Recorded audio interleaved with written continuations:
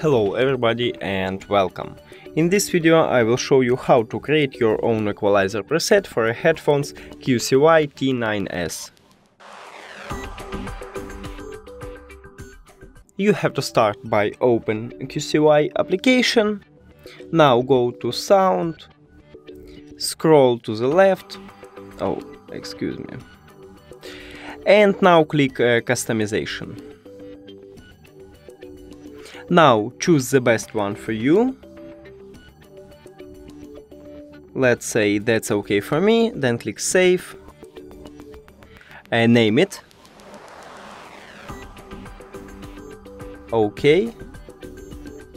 And we just did it. Thank you for watching this video. If you found it helpful, please consider subscribing to the channel and leave the like on the video. It's really important to us. See you later!